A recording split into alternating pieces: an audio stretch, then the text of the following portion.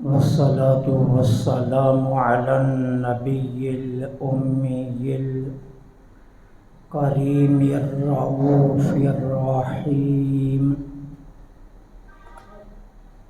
وعلى آله وأصحابه الطيبين الطاهرين. أما بعد، فأعوذ بالله من الشيطان الرجيم.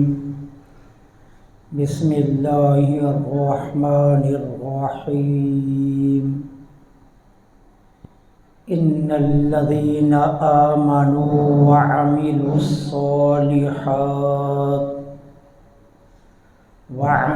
الصالحات سيجعل لهم الرحمن ودا.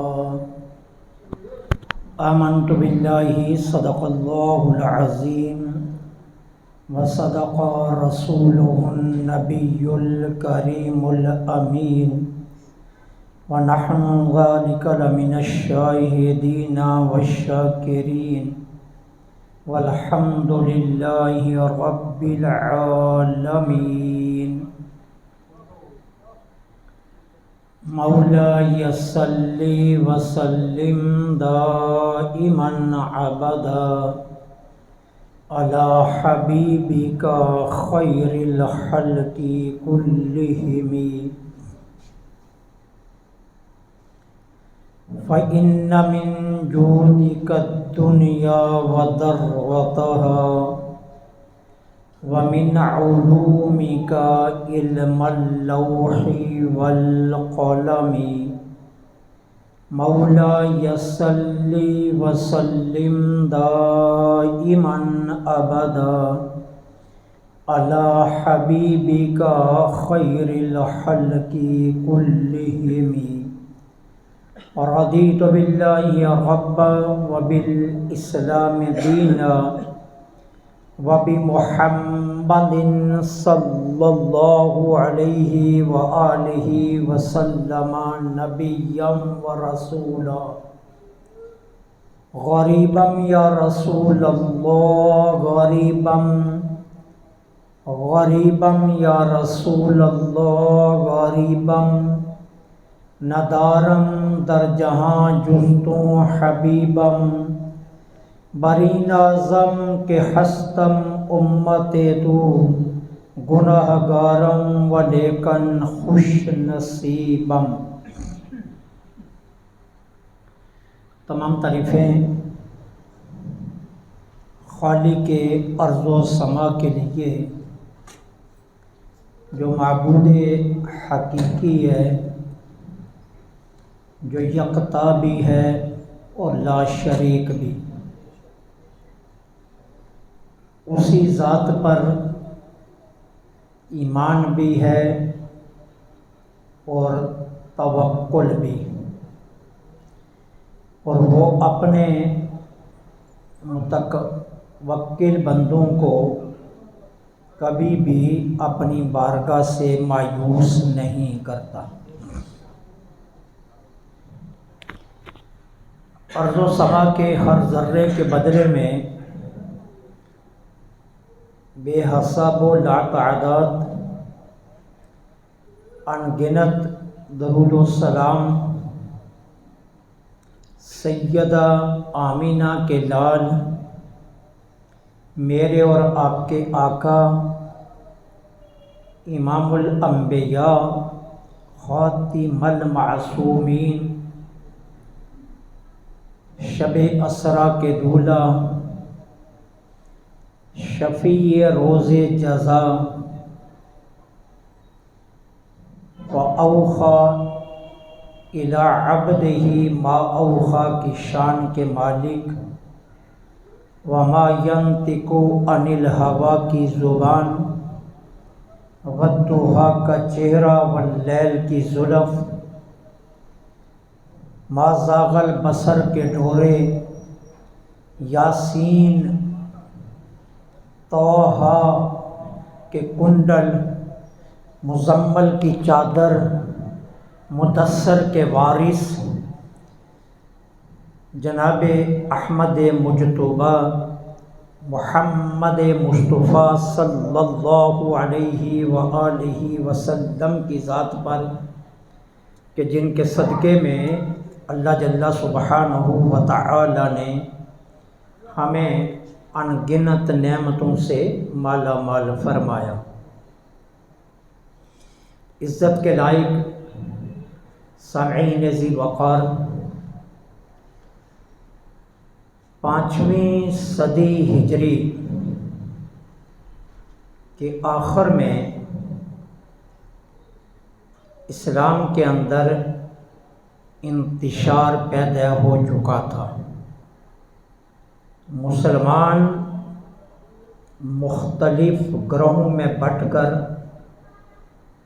اپنی اجتماعی قوت کھو رہے تھے۔ غیر اسلامی شعائر کو اپنایا جا رہا تھا۔ عباسی خلفاء کی عصیت شطرنج کے شاہ سے زیادہ نہ تھی۔ اندلس میں اسلام دم توڑ رہا تھا۔ ملت اسلامیہ پر مایوسی کے بادل چھائے ہوئے تھے۔ درد دل رکھنے والے خون کے آنسو رو کر بار بار آسماں کی طرف دیکھ رہے تھے۔ امت کسی مسیحا کی منتظر تھی جو پھر سے آ کر اسلام کو اس کی پوری آب و تاب کے ساتھ زندہ کر سکے۔ اللہ کی رحمت کو یکا یک جوش آیا اور ایران کے صوبہ گیلان میں حسنی سادات کے گھر میں حضرت ابو موسیٰ صالح کو اللہ رب العالمین نے 470 ہجری میں ایک فرزند ارجمند عطا کیا۔ رسم دنیا کے اعتبار سے ابتدائی طور پر نام عبد القادر رکھا گیا۔ کنسنی میں والد گرامی کا شفقت برا سایہ سر سے اٹھ گیا۔ تربیت کی ذمہ داری اس خاتون کے سر پر آ پڑی جو اپنے وقت کی ولیہ بھی تھی، زاہدہ بھی تھی اور متقیہ بھی تھی۔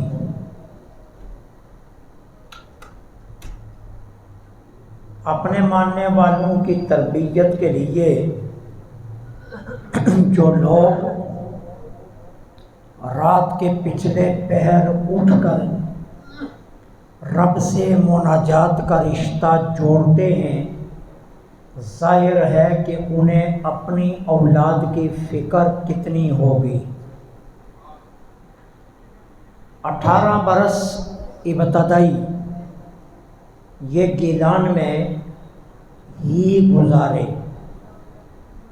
والدہ ماجدہ کی تربیت مختلف اساتذہ سے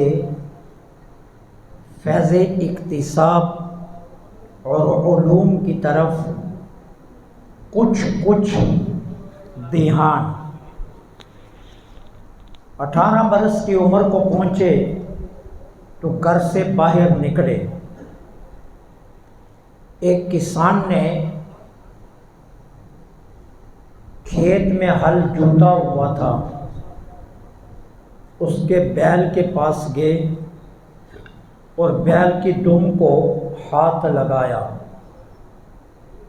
بیل متوجہ ہوا اور فصیح عربی زبان میں بیل بولا، ما خلقت لہذا، تجھے اس کام کے لیے پیدا نہیں کیا گیا۔ ایک جانور کے زبان سے اس طرح فصیح عربی سنی تو بھاگ کر گھر آ گئے۔ 9 ذی الحج کا یہ مبارک دن تھا۔ اپنے گھر کی چھت پر چڑھے، سینکڑوں میل دور میدان عرفات کو اپنی نگاہوں کے سامنے دیکھا۔ حجاج ارکان حج میں مصروف، نیچے والدہ ماجدہ کی خدمت میں حاضر ہوئے۔ عرض کیا، مجھے اپنے حقوق معاف کر کے تعلیم کے لیے وقف کر دیا جائے۔ میں اس دنیا میں کسی خاص مقصد کے لیے تخلیق کیا گیا ہوں۔ ماں نے فی الفور بدلتے نظریے کا سبب پوچھا تو جو کچھ دیکھا تھا وہ ماں کو بتا دیا۔ ماں نے فرمایا، ٹھیک ہے بیٹے، میں تمہیں اپنے حقوق معاف کرتی ہوں، اور تم کہاں جانا چاہتے ہو؟ عرض کیا، اس وقت سرزمین بغداد علوم و فنون کا مرکز ہے۔ دنیا بھر کے صاحبان علم بغداد میں قیام پذیر ہیں۔ علوم شرعیہ اس وقت سرزمین بغداد سے پھوٹ رہے ہیں۔ میرا ارادہ بھی بغداد جانے کا ہے۔ ماں نے رخت سفر تیار کیا اور بغداد کی سمت جانے والے قافلے کا ہمراہی کر دیا۔ سرزمین بغداد میں پہنچے تو جس مقصد کے لیے تشریف فرما ہوئے تھے اس مقصد کی طرف متوجہ ہوئے۔ شیخ ابو سعید مبارک بن علی بن حسین المخزومی رحمۃ اللہ علیہ کے مرید خاص، ان کے تربیت یافتہ، ان سے فیض اکتساب کرنے والے شیخ حماد بن دباس رحمۃ اللہ علیہ بغداد کی سرزمین پر روحانی اور ظاہری علوم کو بانٹ رہے تھے۔ ابتداءً انہی کے مدرسے میں حصول علم کے لیے زانو تلمذ بچھا دیے۔ پھر بغداد کی زمین پر دیگر جو صاحبان علم و فن تشریف فرماتے ان سے بھی فیض اکتساب کیا۔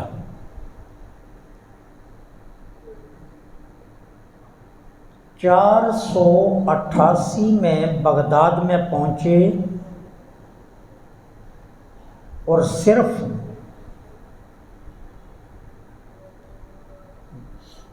8 برسوں میں تمام ظاہری علوم حاصل کر لیے، اور پھر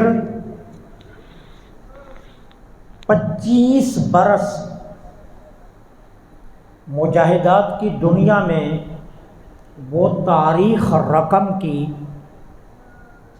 کہ آپ کی ذات سے لے کر قیامت تک کوئی خانقاہی نظام کا شہزادہ مثل پیش نہیں کر سکے گا۔ بیابانوں میں، جنگلوں میں کئی روز بھوک اور پیاس کے ساتھ اپنے اللہ کی عبادت اس انداز سے کی کہ اس کی مثل، اس کو الفاظوں میں لانا یا اس کا کما حق و احاطہ کرنا یہ بس انسانی میں ناممکن ہے۔ مجاہدات کی دنیا سے نکلے تو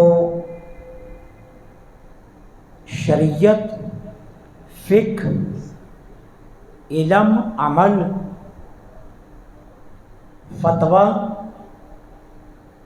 کہ صرف ماہر ہی نہیں بن چکے تھے بلکہ ان علوم کے تاجدار بن چکے تھے۔ اور یہ کوئی صرف ان سے عقیدت کا اظہار نہیں ہے، یہ کوئی ان سے محبت کی وجہ سے الفاظوں کو ان کی ذات میں پیش کرنا نہیں ہے، یہ وہ حقائق ہیں جو اسلاف نے، جنہوں نے قریب سے آپ کی ذات کو دیکھا، انہوں نے دیکھ کر بیان کیا کہ یہ اوصاف ان کی ذات میں کما حق و موجود تھے۔ بعد میں کنیت بن گئی ابو محمد، نام رہا عبد القادر، اور لقب بن گیا محی الدین، دین کو زندہ کرنے والا۔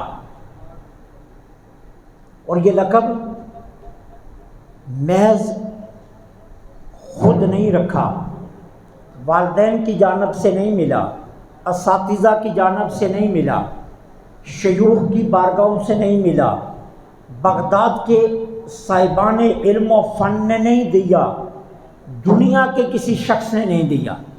سیدی غوث اعظم رضی اللہ تعالی عنہ اپنے اس لقب کے متعلق خود ارشاد فرماتے ہیں کہ میں ایک دن جمعۃ المبارک کا دن تھا، بیابانوں سے شہر بغداد کی طرف نماز جمعہ کی ادائیگی کے لیے آ رہا تھا۔ ریگستان تھا، ریت کا علاقہ تھا، بغداد کی سرزمین تھی۔ میں نے کیا دیکھا کہ راستے میں ایک انتہائی کمزور، ضعیف، ناتواں شخص پڑا ہوا ہے اور اٹھنے کی کوشش کر رہا ہے، لیکن پوری کاوش کے باوجود اس سے اٹھا نہیں جا رہا۔ میں قریب ہوا تو اس نے آواز دی، عبد القادر مجھے سہارا دے کر اٹھاؤ۔ میں حیران ہو گیا، یہ کون ہے جسے میرے نام کا بھی پتہ ہے، جو مجھ سے شناسا بھی ہے؟ میں نے تو آج تک اس شخص کو نہیں دیکھا، لیکن یہ تو میرے نام سے بھی واقف ہے۔ آپ فرماتے ہیں میں آگے بڑھا، میں نے اس کا ہاتھ پکڑ کر سہارا دینا چاہا، جیسے ہی میں نے اس کے ہاتھ کو اپنے ہاتھ میں لیا، وہ موٹا تازہ فربا صحت مند ہو گیا ایک ہی لمحے میں۔ میں حیران ہوا کہ یہ ہے کیا؟ ابھی یہ کمزور تھا، ابھی یہ ضعیف تھا، ابھی یہ لڑکھڑا رہا تھا، ابھی یہ زمین پر اپنے جسم کو گھس رہا تھا، اب میں نے اس کو سہارا دیا تو یہ ایک لمحے میں اس قدر صحت مند ہو کر کھڑا ہو گیا۔ تو میں نے اس سے پوچھا تم کون ہو؟ اس نے کہا میں تمہارے نانا کا دین ہوں۔ اس نے کہا میں تمہارے نانا کا دین ہوں، تمہارے نانا کی امت نے مجھے کمزور کر دیا، تمہارے نانا کی امت نے مجھے ضعیف کر دیا، تمہارے نانا کی امت نے مجھے اس قدر لاغر کر دیا کہ میں اب اٹھنے کے قابل بھی نہیں تھا، لیکن تجھے مبارک ہو، تو نے مجھے دوبارہ سے زندہ کر دیا، اس لیے تو محی الدین ہے۔ لیکن شیخ عبد القادر فرماتے ہیں یہ تو میں کسی سے بیان بھی نہیں کر سکتا تھا، تو میرے پاس گواہ کوئی نہیں ہے۔ ظاہری بات گواہ کی محتاج ہوتی ہے۔ میں یہاں تنہا تھا، اکیلا تھا، اور یہ شخص بھی اکیلا تھا۔ فرماتے ہیں میں مسجد میں پہنچا، اور ظاہر ہے اہل بغداد کو علم تھا شیخ عبد القادر خطبہ جمعہ دینے کے لیے آئیں گے۔ علماء، صلحاء، اصفیاء سے مسجد کھچا کھچ بھری ہوئی تھی۔ جو ہی میں مسجد کے گیٹ پر پہنچا، سب سے پہلا شخص جس نے مجھ سے آ کر سلام لیا، اس نے مجھے یوں کہا، السلام علیکم یا محی الدین۔ میں حیران ہو گیا، یہ میرا لقب تو تھا نہیں، آج تک مجھے اس لقب سے کسی نے پکارا نہیں۔ پھر فوراً خیال آیا کہ وہ جو راستے میں بابا ملا تھا اس نے مجھے محی الدین کہا، اچھا شاید یہ ایک شخص نے مجھے محی الدین کہہ دیا تو کوئی بات نہیں۔ فرماتے ہیں میں ممبر پر پہنچا، خطبہ جمعہ ارشاد فرمایا، نماز جمعہ سے فارغ ہوا تو ساری مسجد کی صفوں سے محی الدین کے نعرے لگ رہے تھے۔ مجھے پتہ چل گیا کہ محی الدین میں خود نہیں، رب نے مخلوق کے دلوں میں ڈال دیا ہے کہ عبد القادر ہی دین اسلام کو زندہ کرنے والا ہے۔ اللہ رب العالمین کی جانب سے یہ لقب آپ کو نصیب ہوا کہ آپ محی الدین بنے۔ اس سے آپ اندازہ کر سکتے ہیں کہ شیخ عبد القادر جیلانی رضی اللہ تعالی عنہ کس مقام مرتبے کے مالک تھے۔ شیخ عبد القادر اربلی رحمۃ اللہ علیہ اپنی تصنیف لطیف کے اندر ایک بات نقل فرماتے ہیں کہ جب اللہ تعالی عز و جل کسی اپنے بندہ خاص کو مقام ولایت پر فائز فرمانا چاہتے ہیں،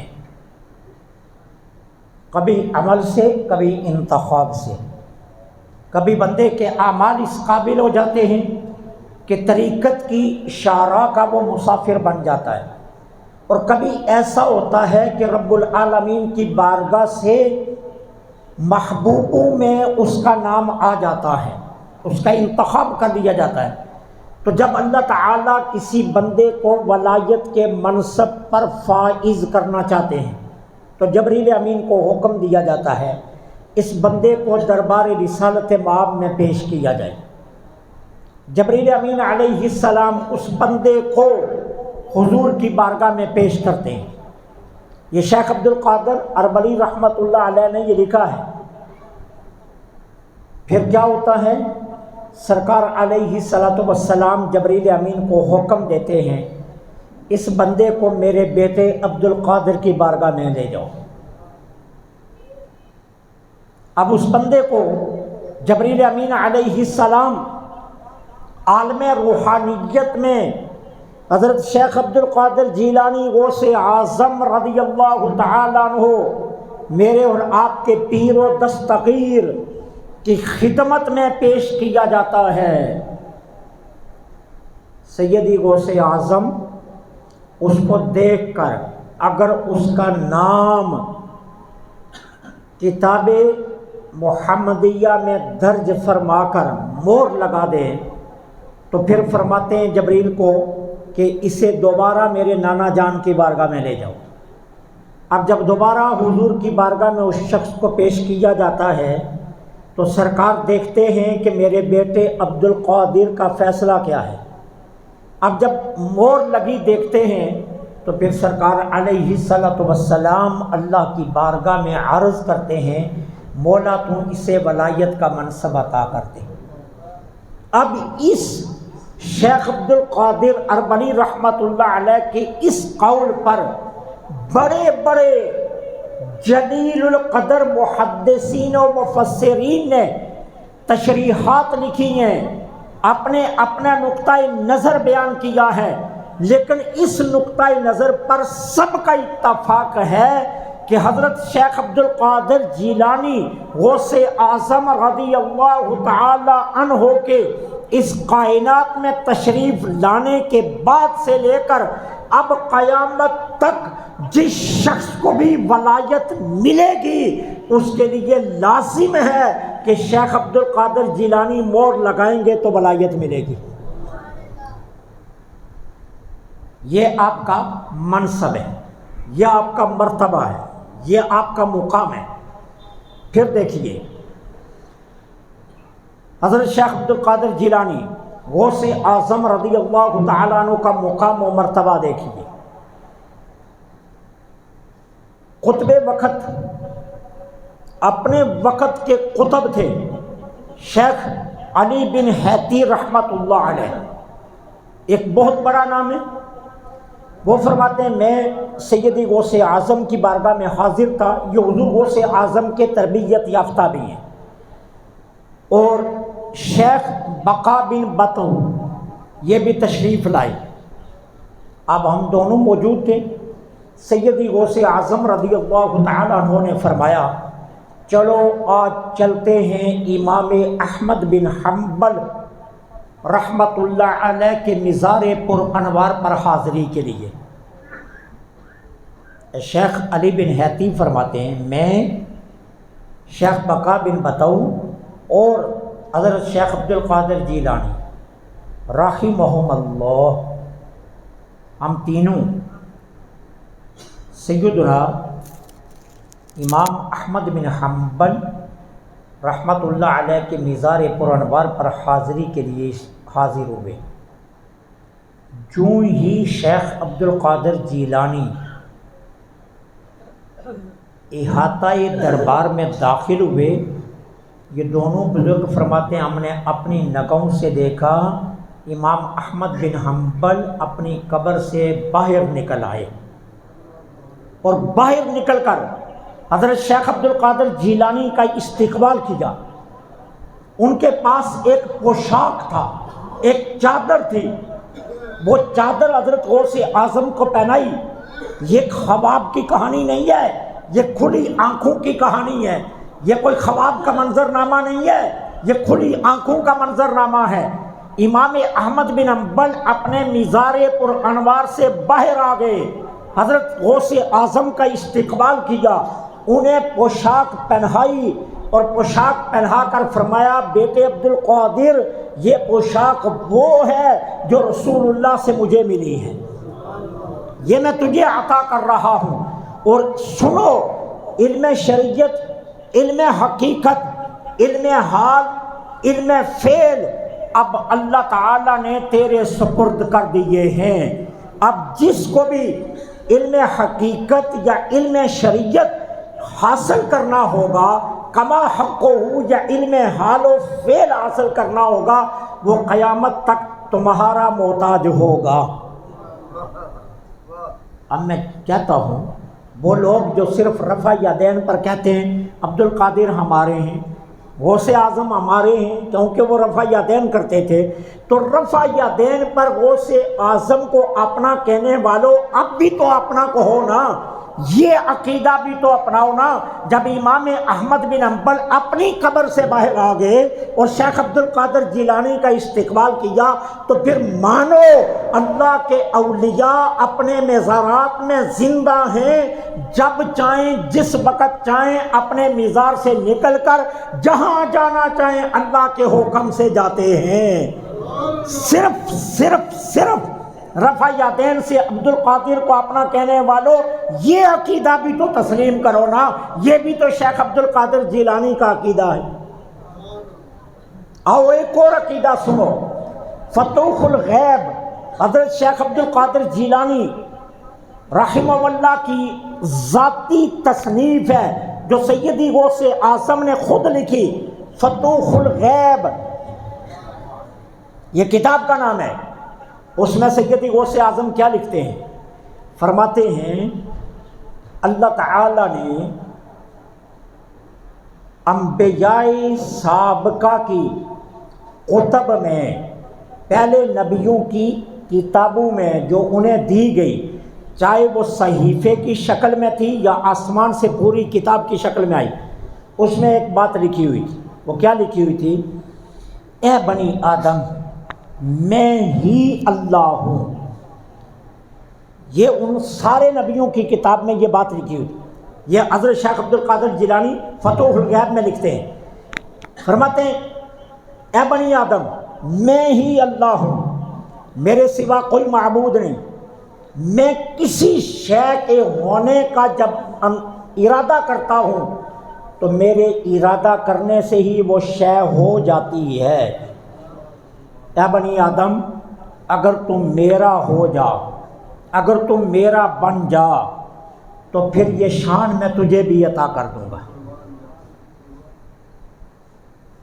یہ پہلے نبیوں کی کتابوں میں یہ بات لکھی، تم میرا بن جا، یہ شان میں تجھے بھی دے دوں گا۔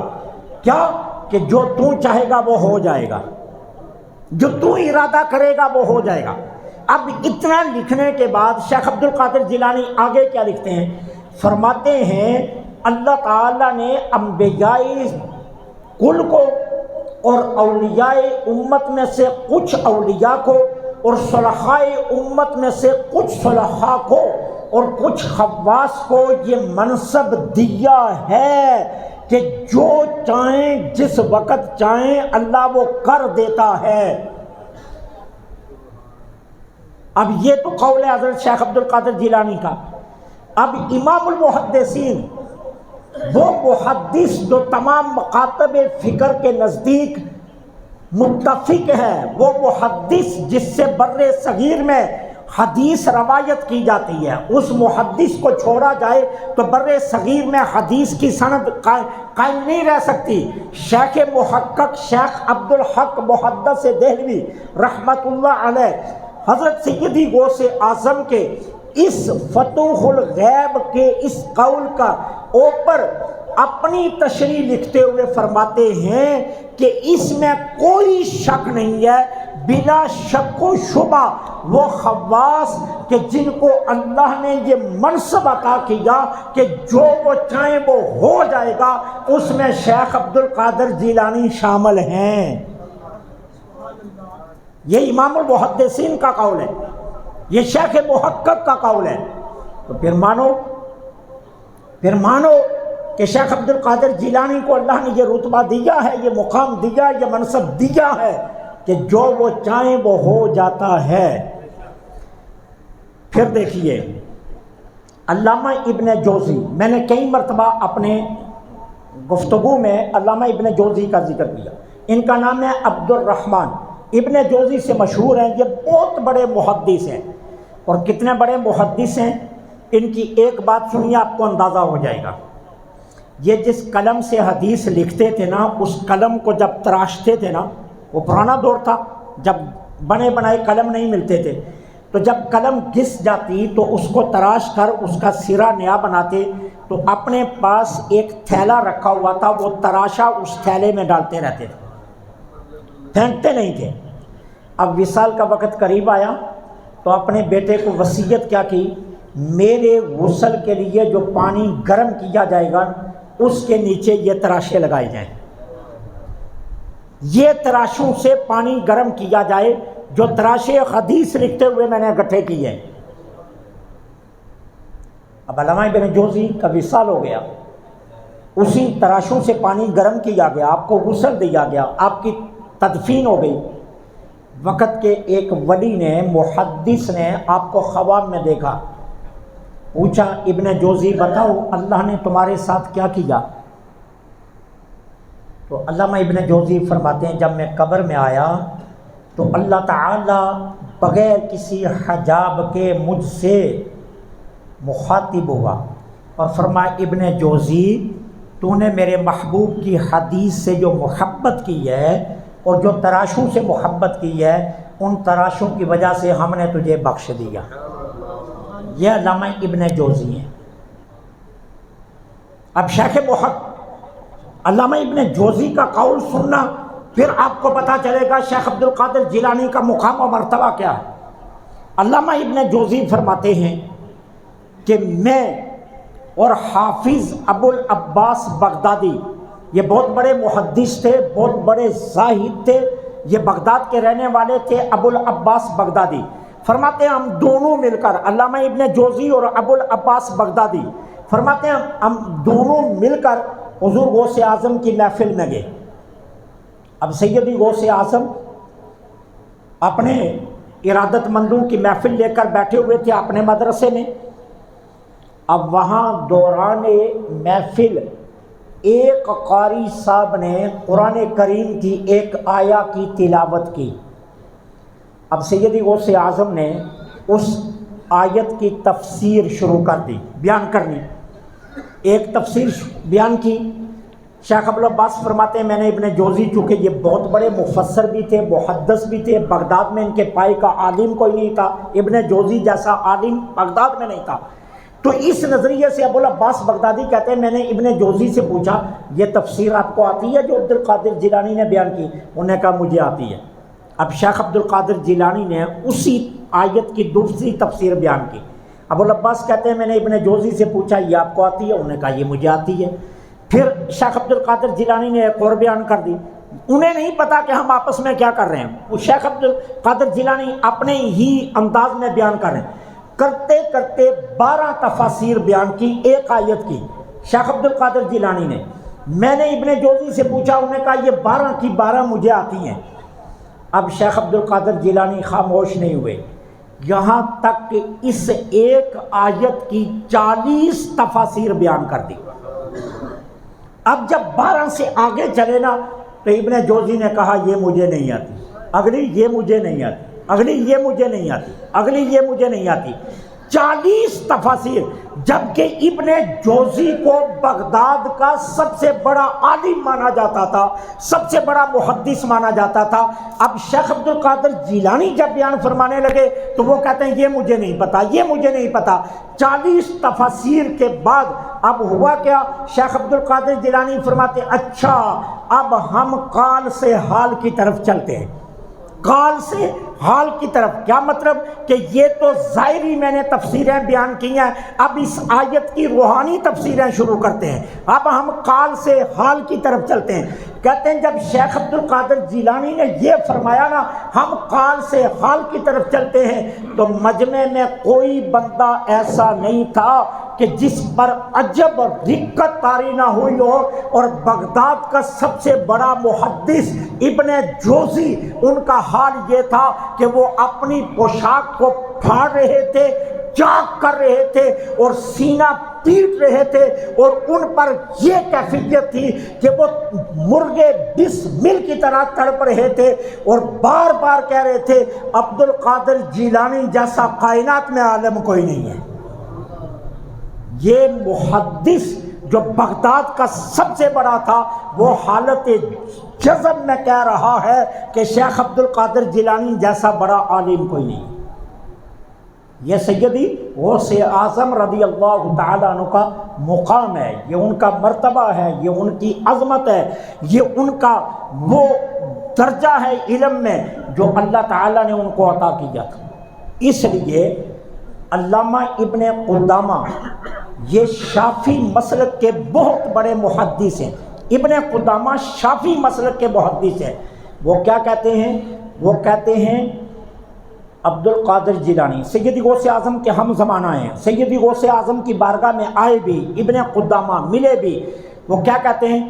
کہتے ہیں علم میں، عمل میں، فقہ میں، فتویٰ میں، شریعت میں، طریقت میں نے اتنا بڑا بادشاہ دیکھا ہی نہیں ہے۔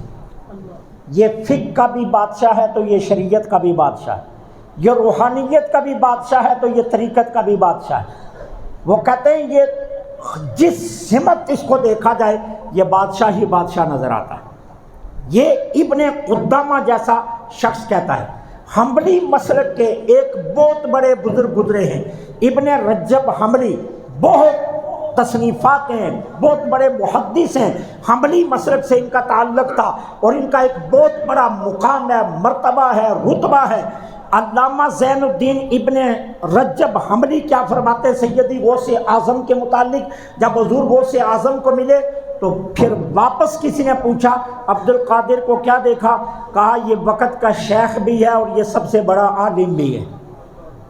یہ وقت کا شیخ بھی ہے اور سب سے بڑا عالم بھی ہے، اور یہ مشائخ کا بادشاہ بھی ہے اور اہل طریقت کا تاجدار بھی ہے۔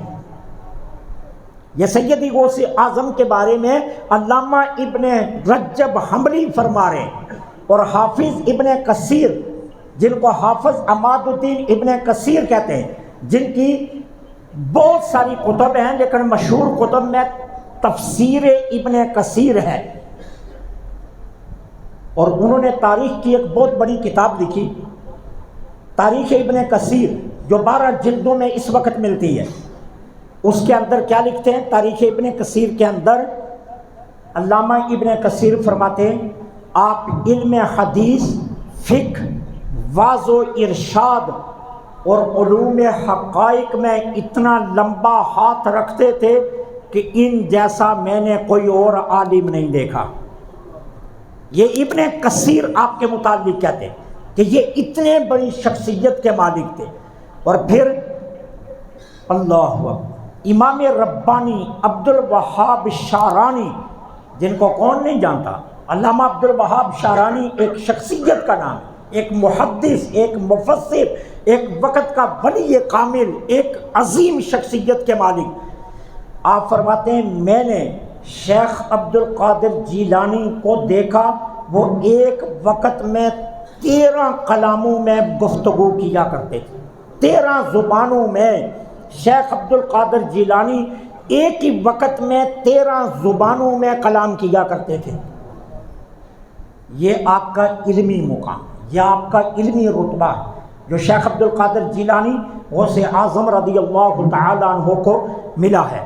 اور پھر دیکھیے سیدی غوث اعظم خود اپنے متعلق ایک بات ارشاد فرماتے ہیں، اس بات کو کر کے میں بات کو سمیٹنے لگا۔ اللہ، سیدی غوث اعظم رضی اللہ تعالیٰ عنہ فرماتے ہیں کہ اللہ تعالیٰ نے میرے لیے علم لدنی کے 70 دروازے کھولے۔ علم لدنی کے کتنے دروازے کھولے؟ 70 دروازے اللہ نے میرے لیے کھولے۔ اور اس کو نقل کون کر رہا ہے؟ شیخ بزاز رحمۃ اللہ علیہ، یہ بغداد کے بہت بڑے عالم ہیں۔ شیخ عبد القادر جیلانی کی بارگاہ میں حاضر ہوئے، اس وقت سیدی غوث اعظم دودھ نوش فرما رہے تھے جب شیخ بزاز پہنچے۔ اب شیخ بزاز کا خیال تھا میں دیکھوں عبد القادر کا علمی مقام کیا ہے۔ پہنچے، آپ نے دودھ پیتے ہوئے پیالہ نیچے رکھ دیا، تھوڑی دیر خاموش ہوئے حضور سیدی غوث اعظم، پھر فرمایا شیخ بزاز اللہ نے میرے لیے علم لدنی کے 70 دروازے کھولے، اور ایک دروازہ کتنا وسیع ہے؟ جتنا زمین و آسمان کے درمیان وسعت ہے۔ فرمایا جتنی زمین و آسمان کے درمیان وسعت ہے نا، اس دروازے ایک کی وسعت اتنی ہے، اور اللہ نے ایسے 70 دروازے علم لدنی کے میرے لیے کھول دیے۔ اب شیخ بزاز سے کسی نے پوچھا شیخ عبد القادر جیلانی کے متعلق آپ کیا جانتے ہو؟ انہوں نے کہا میں کیا جانوں، میں تو صرف اتنا جانتا ہوں اللہ رب العالمین نے اپنے اس بندہ عبد القادر سے کچھ چھپایا ہی نہیں، اپنے اس بندہ یہ عبد القادر سے کچھ چھپایا ہی نہیں ہے۔ اس لیے ہم کہتے ہیں وہ پیراں کے پیر بھی ہیں، وہ دستگیر بھی ہیں، وہ غوث اعظم بھی ہیں، وہ علماء کے سرتاج بھی ہیں، وہ صلحاء کے امام بھی ہیں، اور ہم اس لیے کہتے ہیں کہ وہ سنیوں کی جان بھی ہیں۔ یہ مقام ہے سیدی غوث اعظم رضی اللہ تعالی عنہ کا۔ 10 ربیع الثانی 561 ہجری میں آپ کا وصال پاک ہے۔ 91 برس آپ نے عمر پائی ہے، اور جب آپ کا وصال ہوا اس وقت کے لمحات کیا تھے ذرا سننا۔ آپ بار بار فرماتے رفقاً رفقاً، تو آپ کے شہزادے شیخ عبد الوہاب آپ کے پاس موجود تھے، یہ شیخ عبد القادر جیلانی کے بیٹے ہیں، یہ پاس موجود تھے۔ فرمایا ابا جی یہ رفقن کا کیا مطلب؟ فرمایا بیٹے مالک الموت میرے پاس ہے، وہ میری جان نکال رہا ہے اور میں اس کو کہہ رہا ہوں نرمی کرو نرمی کرو، رفقن رفق کہتے ہیں نرمی کو، نرمی کرو نرمی کرو۔ تو ابا جی پھر کیا ہوا؟ شیخ عبد الوہاب فرماتے ہیں پھر میں نے اچانک سنا آپ نے فرمایا وعلیکم السلام، وعلیکم السلام، شیخ عبد القادر جیلانی نے فرمایا۔ تو میں نے پوچھا ابا جان یہ آپ کس کو سلام کا جواب دے رہے ہیں؟ تو فرمایا اللہ کی طرف سے سلامتی کا پیغام آیا تھا، اللہ نے فرمایا اے میرے بندہ عبد القادر تجھ پر سلامتی ہو، تو میں نے اس کے جواب میں وعلیکم السلام کہا، اور اس کے بعد شیخ عبد القادر جیلانی نے اپنی روح اپنے رب کے سپرد کر دی۔